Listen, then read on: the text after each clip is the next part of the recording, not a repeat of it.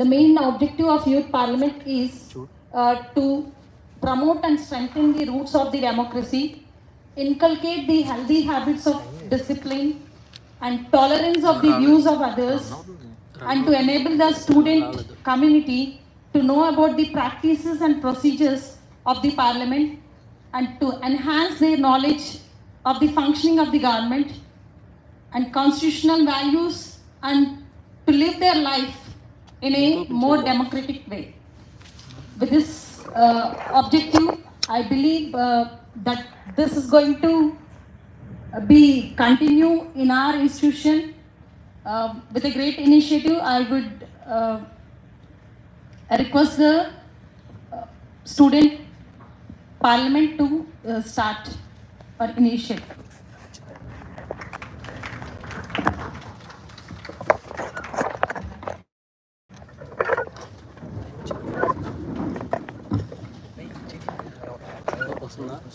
Start అయిందంట.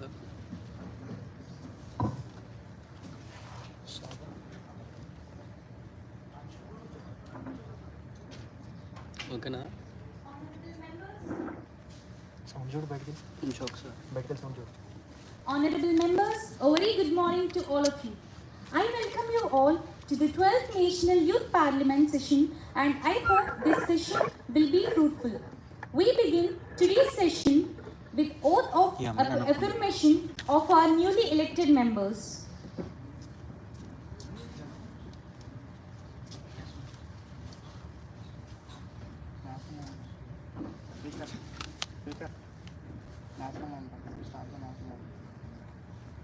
Now the national anthem will begin.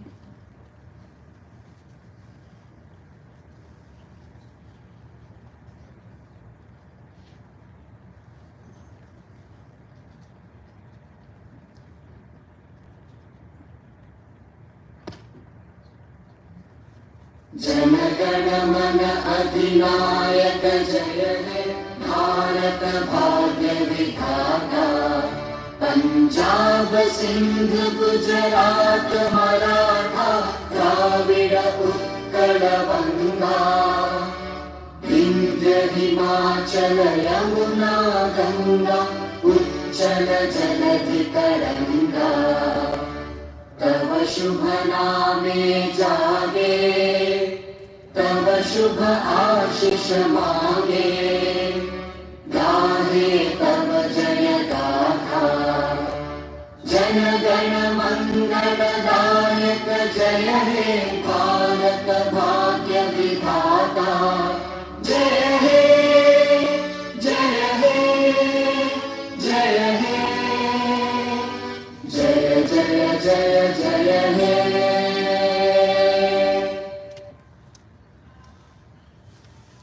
I request all the members of the house to be seated. నువ్వు కూడా ఒక link open చేసి చూడు.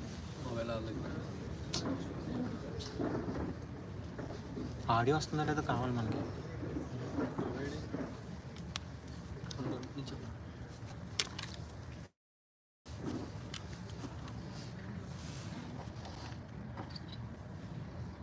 I, Pavni, have been elected as a member of lower house of the Youth Parliament, do hereby swear in the name of God that I will bear true faith and allegiance to the Constitution of India as by law established, and that I will uphold the sovereignty and integrity of my country, and that I will faithfully discharge the duties upon which I am about to enter.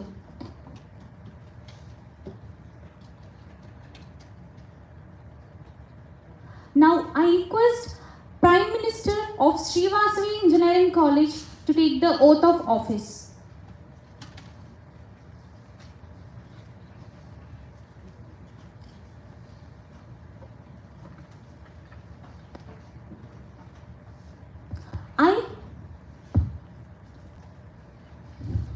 I, Teja, having been elected as a Prime Minister of Sri Vasavi, to hereby swear in the name of God that I will bear true faith and allegiance to this Constitution of India as by law established, and that I will uphold the sovereignty and integrity of my country, and that I will faithfully discharge the duties upon which I am about to enter. Thank you.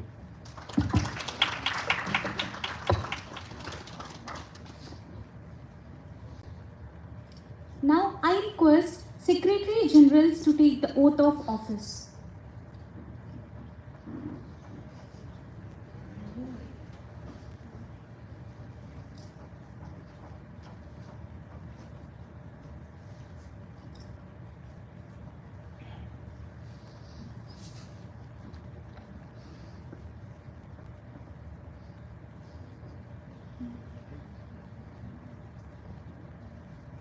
We, Harisri and Geeta, have been elected as the Secretary General and members of this Constitution.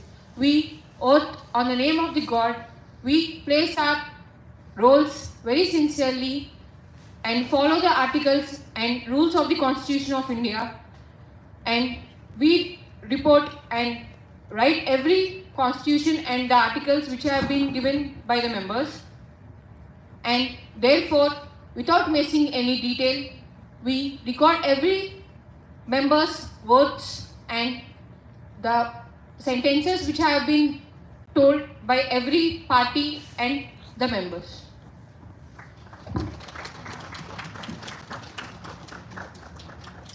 Now I call upon Minister for Environmental Affairs to take the oath of office.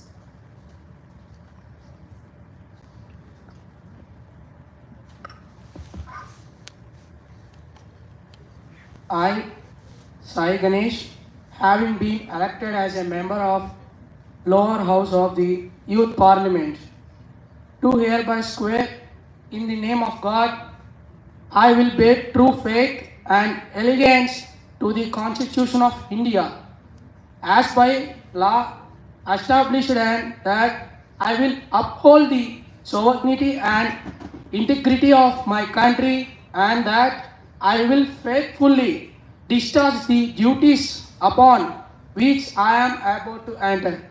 Thank you. Now I call upon Minister for Youth Affairs to take the oath of office.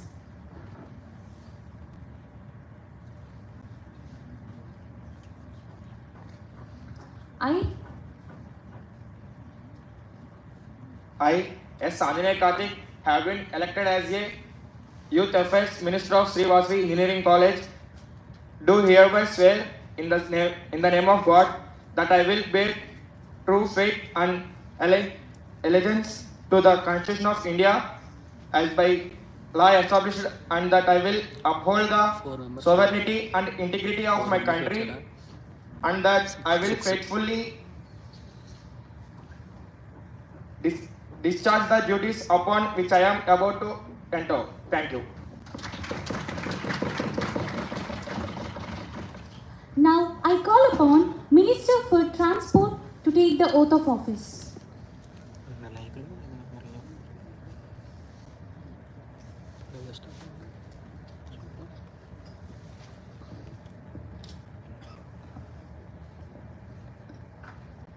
I, Madhubabu, having been elected as a member of Ministry of Transportation of Youth Parliament, do hereby swear in the name of God that I will bear true faith and allegiance to the Constitution of India as by law established, and that I will uphold the sovereignty and integrity of my country, and that I will faithfully discharge the duties upon which I am about to enter.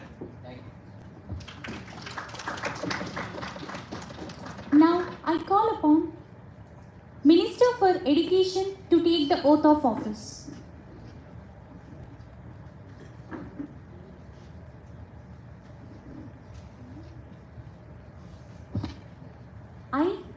I, Suryanarayana, have been elected as a Ministry for Education of Lower House of Youth Parliament of Vasavi, do hereby swear in the name of God that I will bear true faith and allegiance to the Constitution of Sri Vasavi as by law established, and that I will uphold sovereignty and integrity of my country, and that I will faithfully discharge the duties upon which I am about to enter.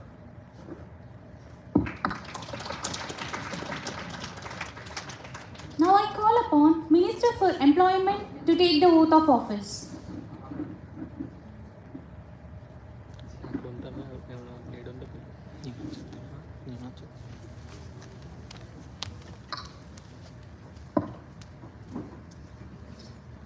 I, V. Devaharsha, having been elected as a Ministry for Employment of the Youth Parliament, do hereby swear in the name of God that I will bear true faith and allegiance to the Constitution of India as by law established and that I will uphold the sovereignty and integrity of my country and that I will faithfully discharge the duties upon which I am about to enter. Thank you. Now I call upon Minister for Employment to take the Now I call upon Minister for Food and Nutrition to take oath of office.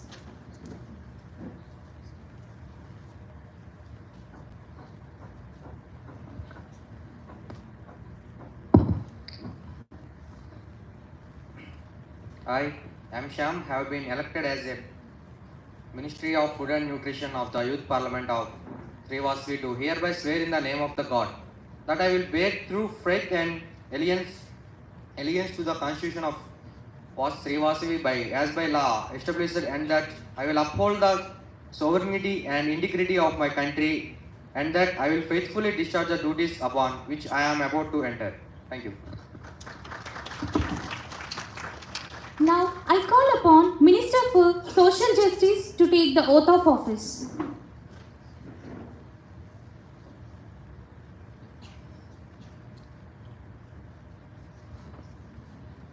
I, T. Supraja Spurti, elected as a Minister of Social Justice, do hereby swear in the name of God that I will bear true faith and allegiance to the Constitution of India as by law established, and that I will uphold the sovereignty and integrity of my country, and that I will faithfully discharge the duties upon which I am about to enter. Now I call upon Minister for Information Technology to take the oath of office.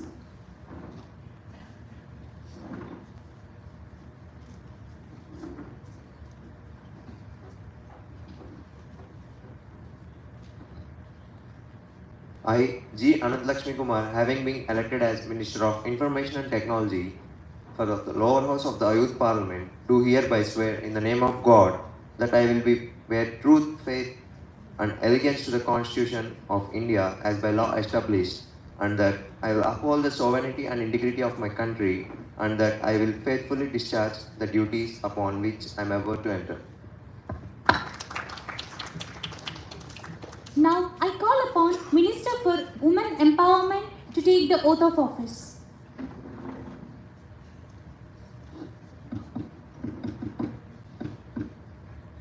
I, Aparna, have been elected as Ministry of Women Empowerment of Lower House of the Youth Parliament, do hereby swear in the name of God that I will bear truth, faith, and allegiance to the Constitution of India as by law established, and that I will uphold the sovereignty and integrity of my country, and that I will faithfully discharge the duty upon which I am about to enter. Now I call upon Minister for Agriculture to take the oath of office.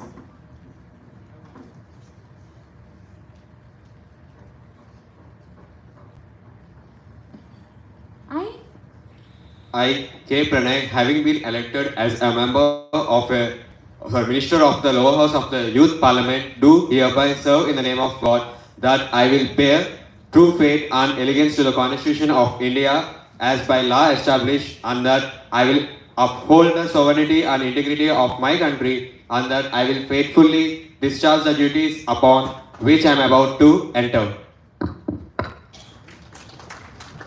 Now I call upon Leader of Opposition to take the oath of office.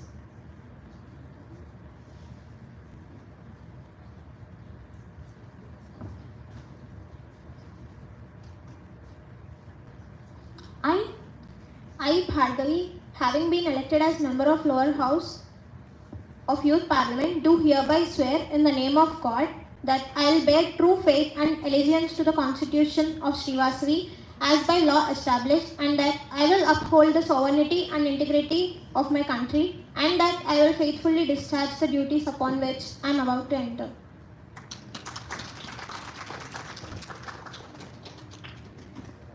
Honorable members, with a great sorrow and regret that I inform this House about the sad demise of loss of Ratan Tata, a visionary leader who is redefined industry and inspired lots of generations with his integrity and compassion. Now I request Prime Minister will be taking the condolence message on behalf of the House.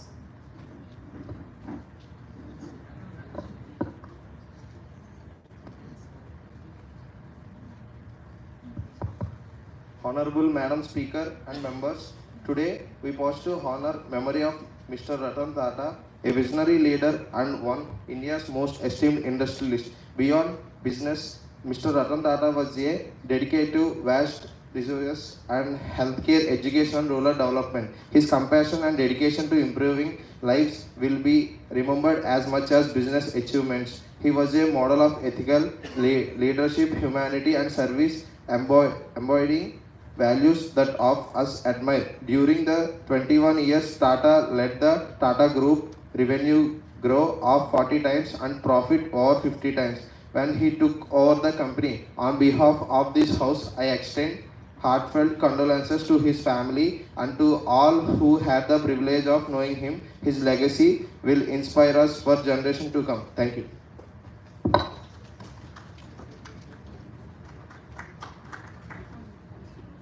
Leader of Opposition. Respected Madam Speaker and members of Parliament, Ratan Tata, an industrialist who is former chairman of Tata Sons, some of his notable achievements include launching the Tata Nano, the world's most affordable car, and fulfilled the dream of many middle-class families of buying a car. Tata Trusts have contributed to healthcare, education, and rural development in India. His contributions have left a lasting impact on India's industrial landscape and society. Thank you.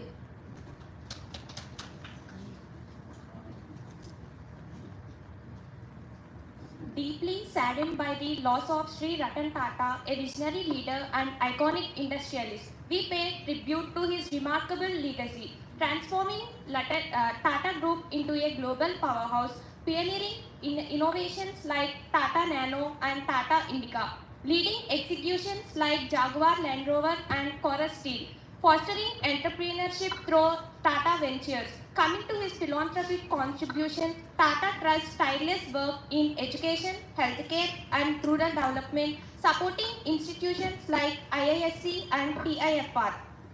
May his soul rest in peace.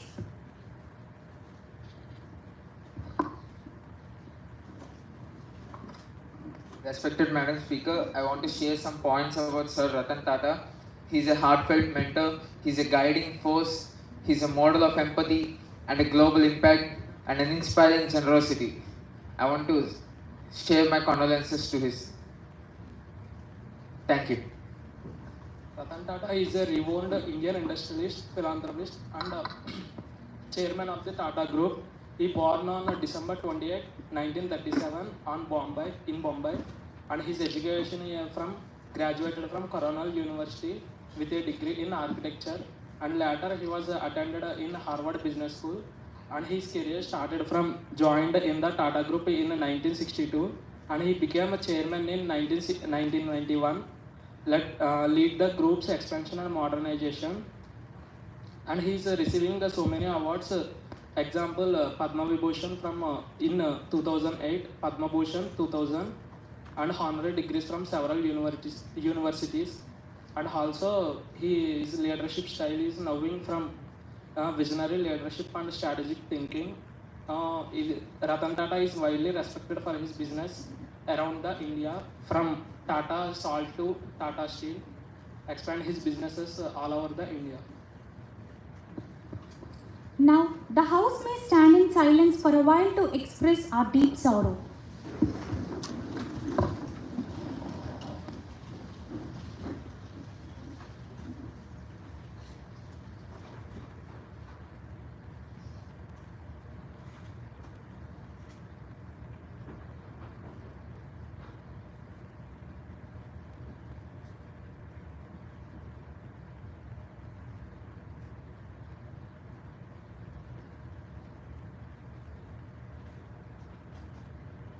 Now I request all the members of the House to be seated.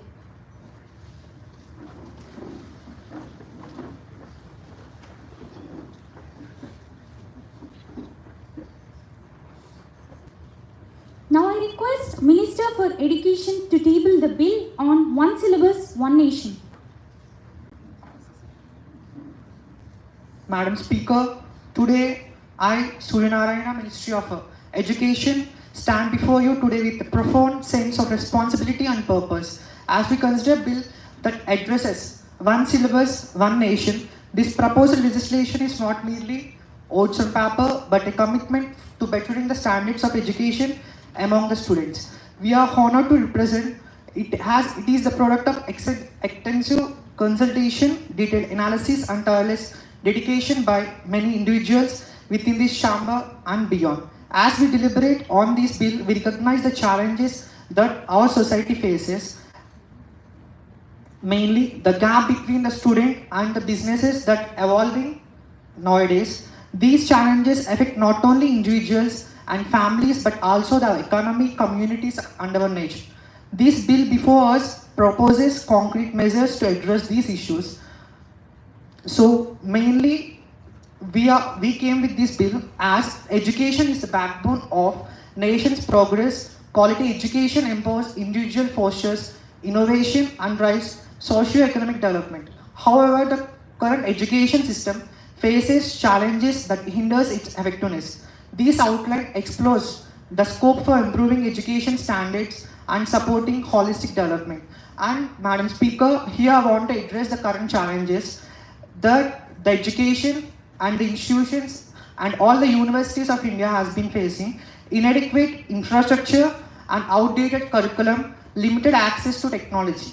So, Madam Speaker, I want to address the key areas that need to be improved. Curriculum revamp. It's to integrate 21st century skills, STEM education and interdisciplinary approaches. And second one is teacher training, focus on pedagogical innovations and technology integration and continuous professional development. Inclusive education addresses the diversity, equity and accessibility concerns. And major issue that we need to put up is assessment reforms. We need to implement competency-based evaluations and project-based assessments. And moreover, Madam Speaker, we want to improve the infrastructure among the institutions and universities of India, modernize classrooms, libraries, laboratories. So, Madam Speaker, this bill is to enhance the standards of education. So I request honorable members must remember that people we represent expect us to act not with self-interest but with the public interest at heart. This bill not an end itself, it is a step forward. It is part of a longer vision for our country, one that embraces progress and compassion. I am confident that the measures we are considering today will lead us closer to that vision. I urge all the members of this House to approach this debate with an open mind and shared commitment to common good. Let us deliberate carefully, examine the details thoroughly and work together to ensure that this bill, if passed, reflects the values and aspirations of the students in our society. I urge my fellow members to pass and support this motion. Thank you, Madam Speaker. Please, the leader of opposition, please. Madam Speaker, I, the leader of opposition, am strongly against the bill because this bill has a lot of flaws actually. I would like to address some things. That is, there will be no scope for electives, and this will deteriorate the education standards of the Constitution and India also. And important point is the regional and local languages and their importance will be reduced. And India is a country which follows unity in diversity. And when you want to integrate the complete syllabus and decentralize the syllabus, that results in diminishing of that diversity in India. India follows diverse cultures, and point to be noted is we have tribes in India. So how would you approach them, like for the centralization? And Madam Speaker, one point to be noted is respected education minister, he has been shifted from opposition party to the ruling party. And when he says something about education standards, it is very funny to listen actually. Thank you. Yes, the member of the House Ministry. Thank you, Madam Speaker. The opposition leaders give some balance in the throw effective. I want to share some views because by using this amendment and law, we are going to share by standardizing this curriculum, we are going to reduce 40% of this administrative cost, and by using this, we are going to reduce the teacher strength by 20%. Which means increasing GDP up to 15%, and also they are going to oppose the unity in diversity. We are not going to say that we are criticizing that, but we want to say that centralized syllabus which is available in all languages, but not only in one language. We have to know that we are not going to criticize the tribes because we are going to implement new things to reduce the knowledge gap between the students and the real world. By this centralization, we are going to check the few institutions. We are making money by providing this education. So I am telling that please join us with us to shaping the new array in education system. Thank you, Madam Speaker.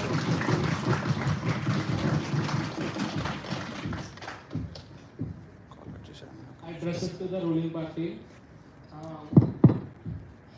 He said that the words about that tribal people, about that their education, implementing the new strategies to how to approach it, and also I address it to the road and transport minister. In their agency areas, if they're having no roads and also no availabilities of education systems, like example teaching the teachers and also special needs for the students.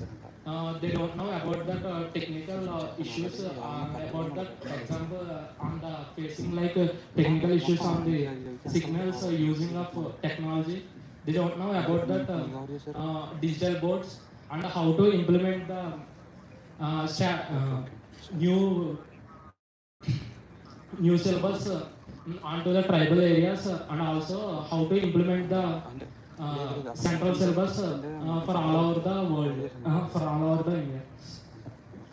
Madam Speaker, I request the opposition to have a proper discussion. Here they are being deviating from the topic. We are here to discuss the amendment or the thing that we want to do, like one syllabus, one nation. Here the opposition party has been placing false allegations that they are placing that they're not giving proper reasons for allocating this, and I request the opposition to place few examples which are violating these amendments.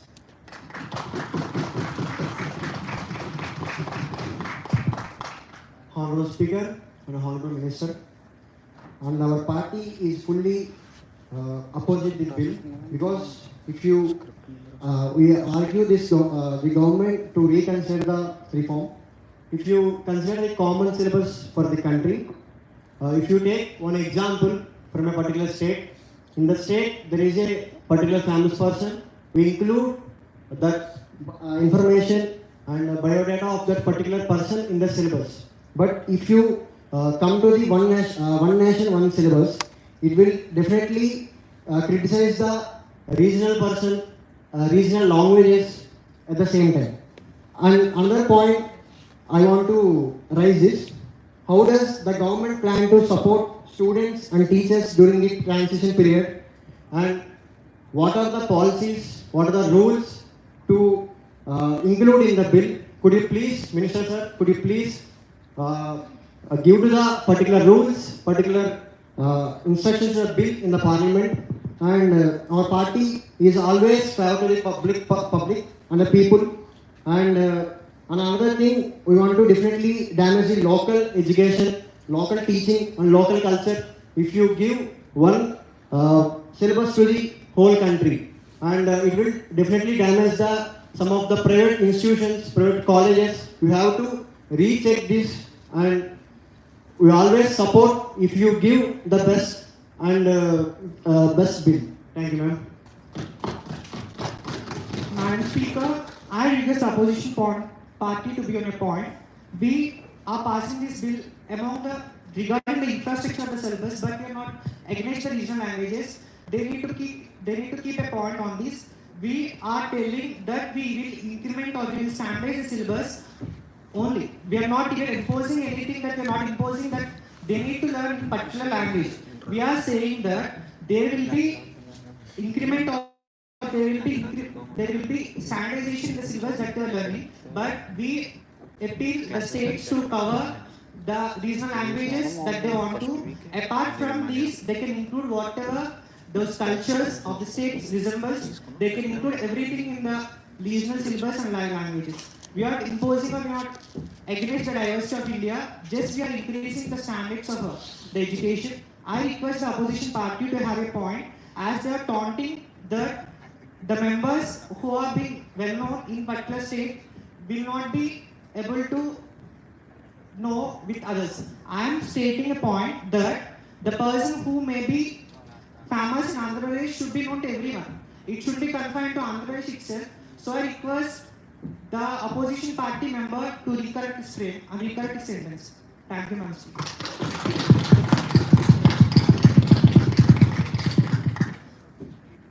Member of the opposition, please.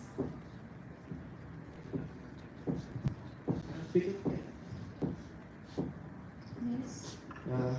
Minister sir, what you said is absolutely wrong, because a famous person is a famous person to the country. Okay, if you give one syllabus to the entire nation, that is what our party is telling. If you give certain members only, if you take one particular syllabus to the entire country, we don't get some small leaders, small persons in our state. But when you consider the full syllabus, it will not get the good persons to the students. So you have to once check this bill. Thank you, ma'am.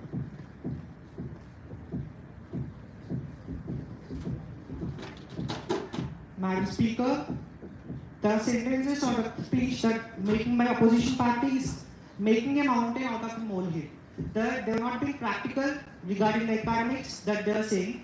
We are intimating and we are informing the opposition party that we are going to place the regional language itself and they can teach. We are not opposing any regional languages and they can be fitting any person's data in their regional languages context. Just we are changing the standards of syllabus in the main part of the syllabus regarding STEM, science, technology, engineering and mathematics. That doesn't reflect the social leaders' positions or the information. They need to look upon it, and I request the opposition party to make a proper defense.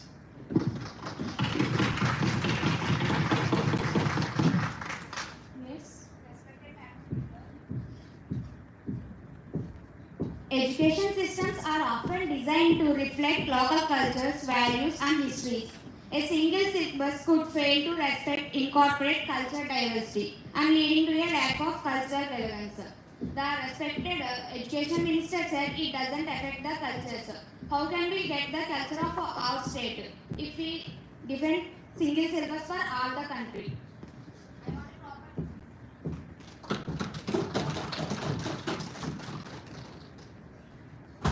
Yes, member of the ruling party may speak.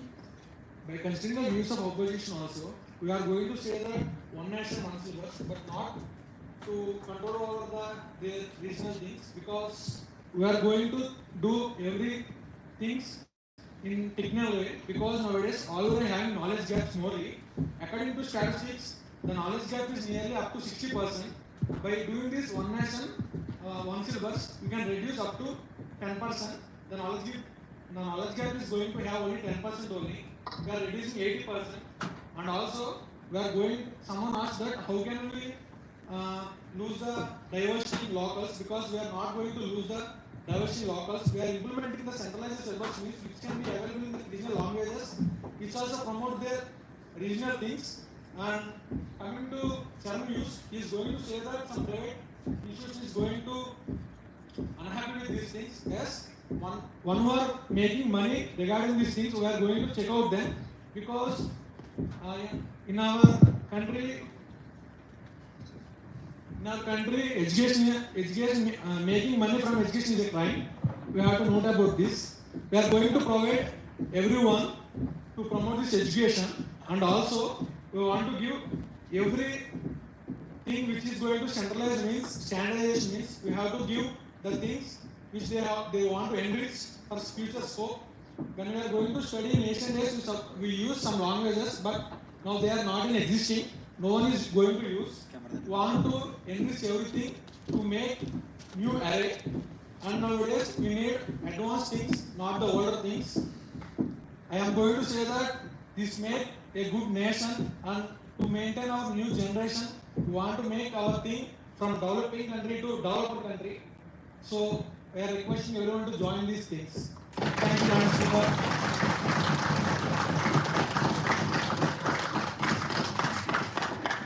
Good afternoon, Madam Speaker. I would like to raise a few questions. As he said, India is shifting from developing country to developed country. Then there should be teachers who have to be developed in this centralized curriculum. So, what are the steps are taking to train the teachers to integrate this curriculum with the traditional teaching? And what percent of the education budget is allocated to this new curriculum? And how you are investing in the urban and rural schools? And what amount you are investing in the digital learning? Because our majority of the schools are still are running on the classroom based. Still teachers are teaching on the blackboard. Why there is no scope for, why you are not developing the digital learning? And I would like to raise few things. How you are adopting the physically challenged persons with this new curriculum, and how you are generating the jobs. Because if there is a same syllabus all over the country, the people will be competed to the same with the same skills to the same job. They will not be encouraged to join the other jobs because they don't have the other skills. They will be attached to the same skills. I would like to know the answer for this question. Thank you.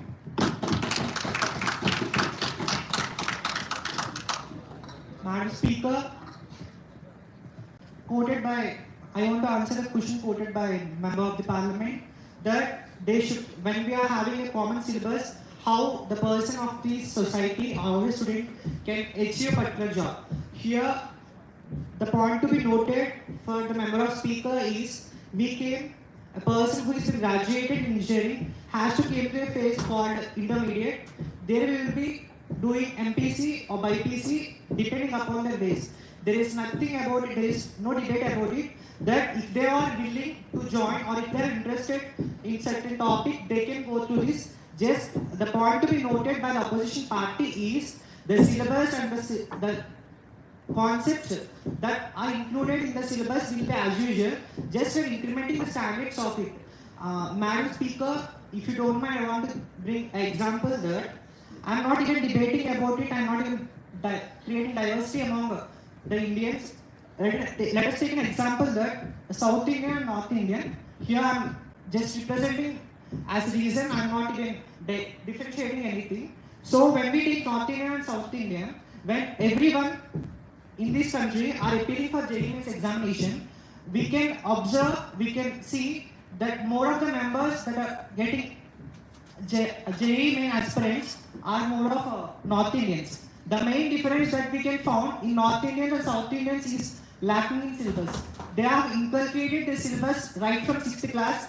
We are here, the students of the South Indian have getting the basics of computer in the 10th class itself. But the North Indian syllabus or the syllabus of higher officials, mainly the CBSE syllabus, they have inculcated the IT subject right from the 5th class. So they will be getting the right fundamentals from the primary school itself. So here we are just incrementing or just standardizing the syllabus, and moreover we are not opposing any regional languages. They can maintain, example Andhra Pradesh can increment, they can be having a language called Telugu, and Tamil Nadu can have a language called Tamil.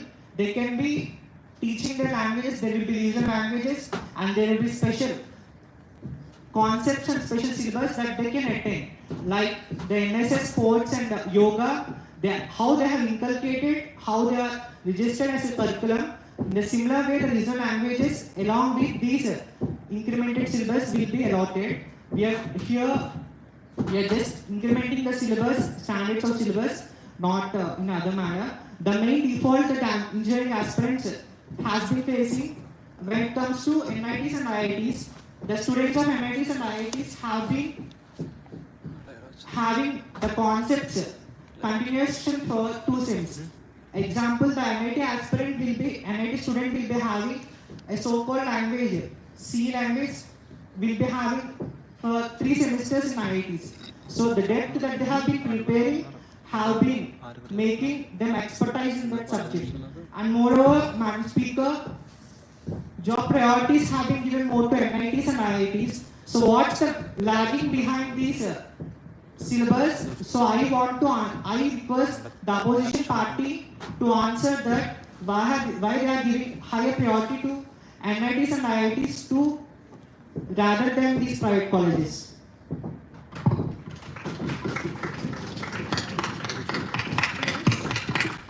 Madam Speaker, I want to address the minister's question that we all know that students go through different tests that like JEE Mains, JEE Advanced and MCET. Based on their merit lists, they got engineering seat allotments, right? If you provide same syllabus for this different IQ level student, means providing same syllabus for the IT students and local level students, is this fair? Is this really fair? How can that IIT level students and the local level students study equal? They are different on their merit levels. We have to provide the different syllabuses. How can this fair?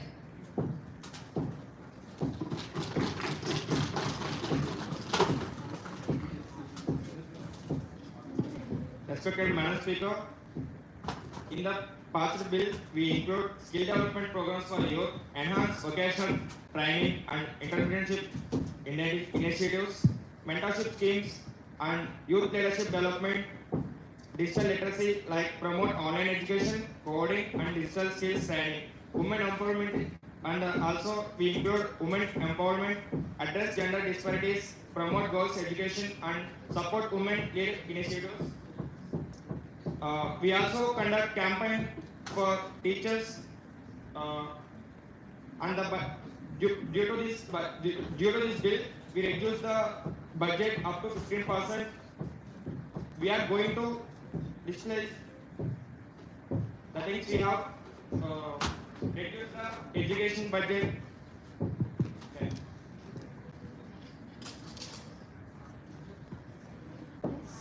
Madam Speaker, I strongly oppose this statement about centralizing the curriculum because changing the curriculum from adaptable to one-size-fits-all model is purely not acceptable because we know each region have its own curriculum.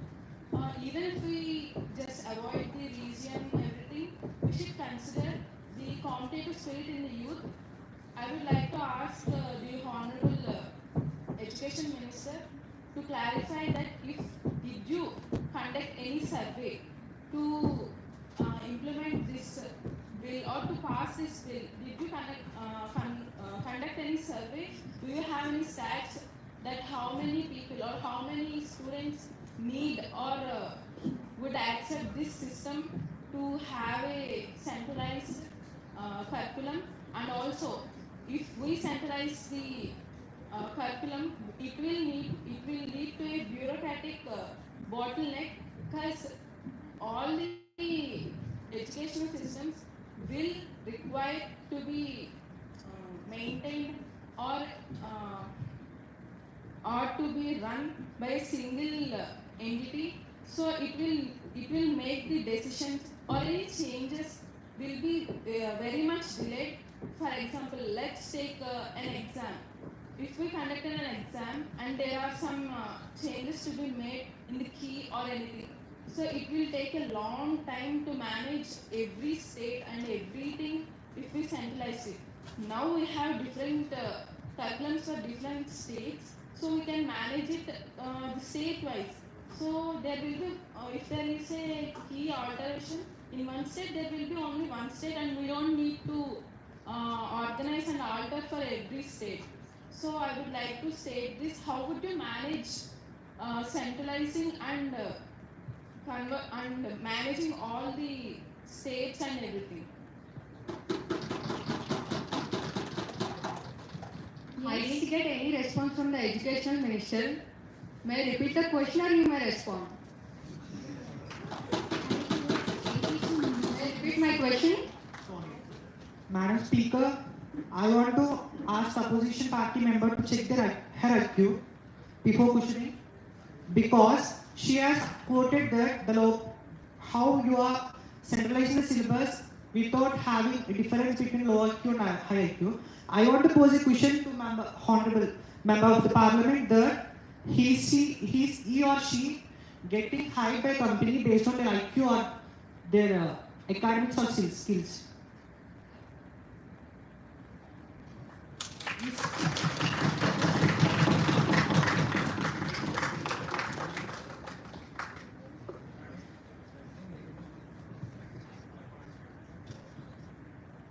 I would like to answer that.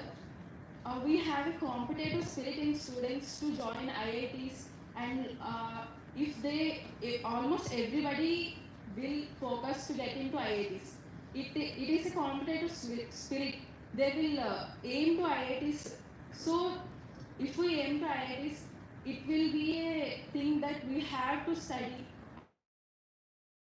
and they will have that motivation and competitive spirit to reach to the IITs. If you just generalize and centralize all the curriculums and study things, there will be no difference with IITs and normal local institutions. So what would you like to say? You will say that all are equal, all the institutions and IITs are equal. How is that possible? Then there will be no need to write any JEE mains exams or MCET exams. Everything is same. So what will you do? What is the motivation for them? Yes. Thank you, Madam Speaker. We have listened to the views of the opposition members. I want to say one thing. Here they are going to say that, do you want to make everyone is in a single way? How you are going to differ the IITians and normal students? So I want to tell one thing. Nowadays, all are going to poor campus days, isn't it or not? May I get some response from opposition? And we are going to, the companies are going to hire the people who are capable, not from the good institutions. And we are going to make them people knowledgeable to reduce their knowledge gap from the real world. And by entering this bill, we are going to make everyone knowledgeable, so that one who prepare well and good with their IQ levels, something we are going to have more knowledge, but at the end of the day, we can't be able to present, there is no use. So we need the person who is capable and who is reliable, who have more confidence. And also, someone mentioned that we are going to, what is the basic difference between IITs and normal colleges, and we are going to make this happen. And we are making happen by these campaigns. And when we go through the statistics, nearly 80% of the teachers' unions are supporting our bill, and students from regional areas like everywhere, nearly 85% they are accepting from national survey papers, and the people need to enrich their knowledge IQs, because in some institutions we are only going for by paying money only, but by these things everyone is able to capable of take their knowledge. And some of them said that how we can going to achieve, and some colleges where some students are only, they are going like what they are feeding, they are only complete based on that. By using this, they can have some practical knowledges, and we are going to digitalize the things which is centralized syllabus, so that we are going to reduce up to 50% of the budget. Someone quoted what is the budget difference. We are going to reduce 15%. And also, we have some new laws, because it is amendment of the past thing, and someone asked that how the tribal peoples going to get these things, because handicapped people, how can they reach out this digitalized things? Someone may not go to their colleges also. We have digitalization things. We are available in digitalized way. By digitalization, we are having budget increasing up to 5%. But when compared to previous thing budget, we are going to reduce up to 25% because we are not having unnecessary thing in the syllabus. We are going to have the necessary things so that when we make centralized, everything is under one umbrella. So when coming to states, we are going to provide every institutional background, every different logins, so that which makes new array in normal way and digitalized way. This is the new formation in education system. I hope every member in the house has been understand the bill. Any queries we are going to see. With this, let's conclude. Okay, member of the opposition, please. Madam Speaker, I would like to address something. Like, actually, member of parliament have stated a point that actually answers our question. The thing is, you have told companies will take people based on their knowledge and based on their academics. That is the thing we quoted, that every person has different IQ. When you decentralize the syllabus, you are supposed to make the syllabus which is opt for everyone. But when you decentralize the syllabus, it will be like when you centralize the syllabus, it will be like you are making people study based on, you are not making people study based on their IQ.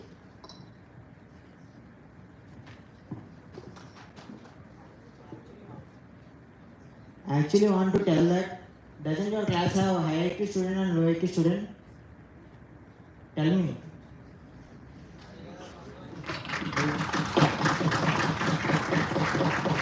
The high IQ and low IQ is not divided by regions. It has to be equal for everyone.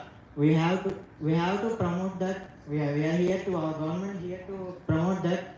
Even the low IQ student has to be trained and given the perfect priority to understand the syllabus with the same as the higher IQ student. We train the teachers with the topmost education skills and teaching skills. New teaching methods will be implemented by our government. Did we actually say that IQ is based on a region? Can anyone from the ruling party say that? You actually have stated South India and North India. You never said that. And what you said is every class has high IQ and low IQ people. So that is actually our question. When we have high IQ and low IQ people, how can you centralize the syllabus? If you centralize the syllabus, that you are forcing the people of low IQ to be equal to the people of high IQ. Is that any sort of fair thing to do for the people? And students, think about their mental health. Will you not take their mental health into consideration? What about physically challenged people? Actually, as you mentioned that you are saying about IQ, then if you consider about the IQ, we should propose a syllabus for every range of IQ student. Then it will become that so many syllabuses. One student, one syllabus. We are actually saying that we strongly believe that having a centralized syllabus can provide high quality education for each and every student, irrespective of their IQ, geographical location, and everything. And along with that, we are saying, you guys are saying that it's not about the language or something. If you have a centralized syllabus, it will be helpful for every student to gain the knowledge and the skills which are required for the various employers, and they can also effectively prepare for various examinations and excel in them.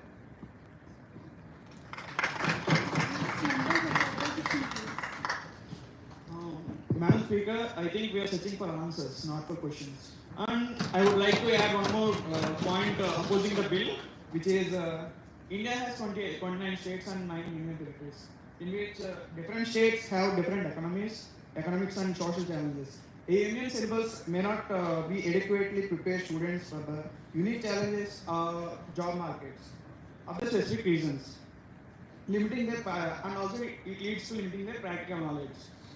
So my sincere suggestion to this house is to cancel this bill and leave the decision to the state governments. Okay, let's end up this session and let's start voting session. Who is in favor to the bill?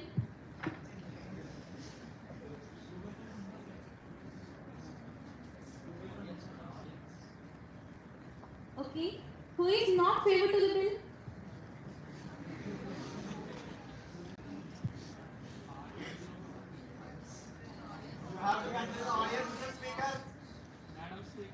Yes, I request the audience even to vote this session. Who is in a favor to bill that one syllabus, one nation?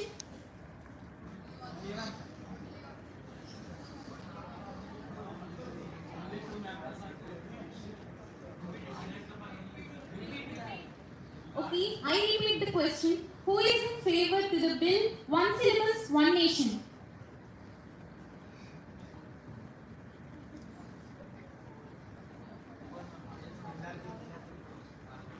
Madam Speaker, in parliamentary sessions, there won't be any consultation of audience. Here,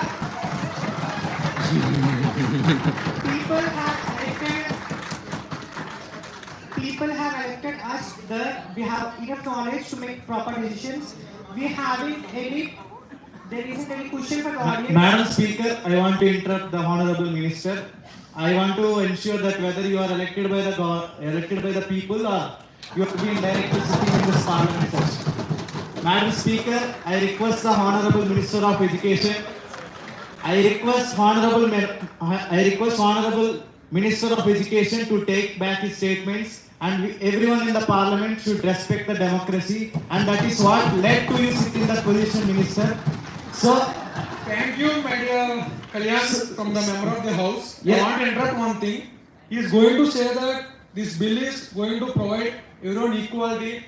His words are wrong, but his intention is we are acted by the people and we are going to serve the people. If they didn't understand the things, we want to explain it very briefly. People, please, once listen please. We are listening to your views, sir. Once could you please listen our views. We are going to taking the questions but not listening the answers correctly. Since from the starting, we have quoted budget bills, we are going to tell the statistics and how we are going to provide the schemes by state levels and regional levels. And also we are going to enrich the members from the ground level, and also we are going to considering the audience. But you have to know everything before when you are going to speak. respected Minister, I want to put some senses in your party. All the people are against the bill, and you need to take the consideration of the beliefs of the people. That is what the House is for. And once again, I want to make sure that the bill needs 2/3% of the Parliament to be passed. And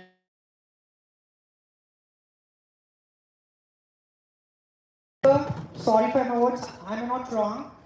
Madam Speaker, one thing that I want to say is, when the Parliament has passed the budget plan, will it consider the perspectives of the audience or the people that they have been elected?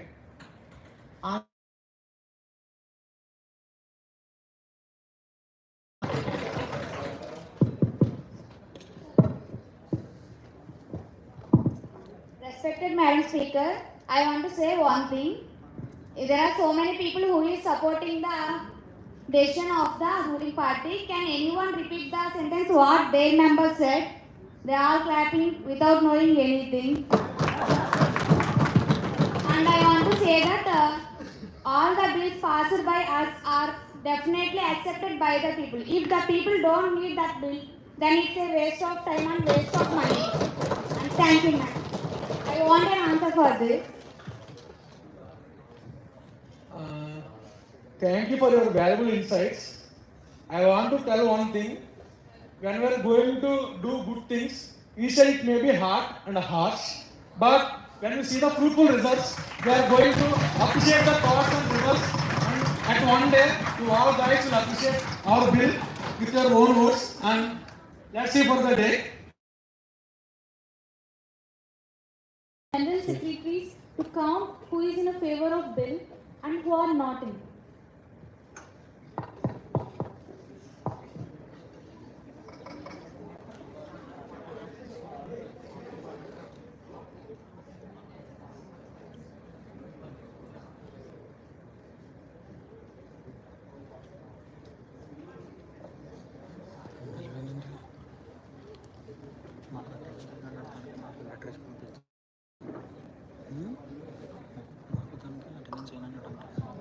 Okay.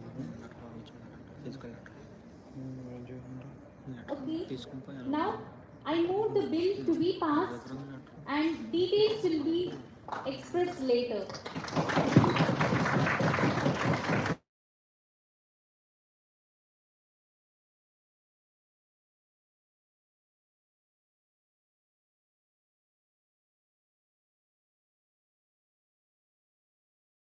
We have to respect the democracy. And point to be noted is, if a bill to be passed, it is required 2/3% of approval. And we are disapproving it, then how we are supposed to approve it? Yes, we have to two-third majority of the House of the Parliament. Percentage. Can you quote it in percentage, please, Madam Speaker? Yeah, we have the, I think so, not in percentages. I have calculated, like in members, we have calculated the count. That is, the majority of the members is 30 who is in favor to the bill, and the members who are not in the favor are 16. Total. We are 18 actually, Madam Speaker. Sorry, 18. Yeah. 50% are here, Madam Speaker. And we are opposing it.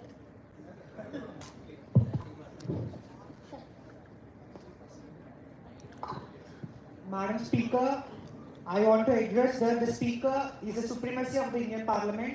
No party has to deny the fact that was delivered by the Speaker itself. So I request the opposition party to obey the law as granted. Respected Madam Speaker, we are not opposing your decision. We are just asking for some stats that actually percentages. Can you please reconsider this decision? Because